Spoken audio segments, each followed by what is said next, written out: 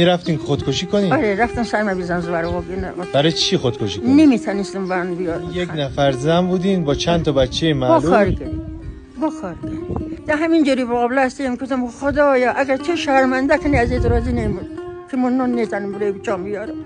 دیگه از اونجا بر خدا پیش ما گرفت. خدا کمک کنه.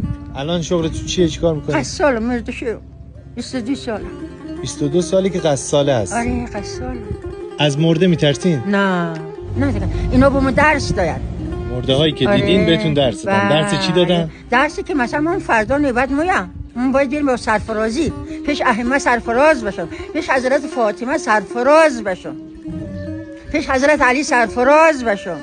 حضرت علی خودش هم یه گفته بیمه اما موبایل دستاش آوا که دیگه فیلم میبینه. گفتم هفته سید دوره حواس گفت پس ناراحت مباش، من قوی نباشم که قوی بشم. خواب دیدین اینا؟ آره با قرآن خدا به اون خدای خلقم کردن به امام حسین خواب دیدم. چرا این همه ناشکری منی؟ چرا این همه یا علی منی؟ گفتم زندگیم سخته. گفت نگاه کن موبایل انگشت داره نگاه کردم دیم هفته سید قلیچان دختن دور حواس. گفت اونا منتظرن ناشکری نکن خواهر گلم هیچ ناشکری نکن. من قوی نباشم که قوی بشم. قویم افتخار منم به این زندگی اصلا کم نگذاشتم دی زندگی. خدا شکر بیشتر از اون جوانم خودم شفتم 37 ساله. دو تا از بچهای خودتون خودتون شستن؟ آره نذاریم به هیچ کسی بشوره خودم شستم. خیلی صبر زیادی میخواد.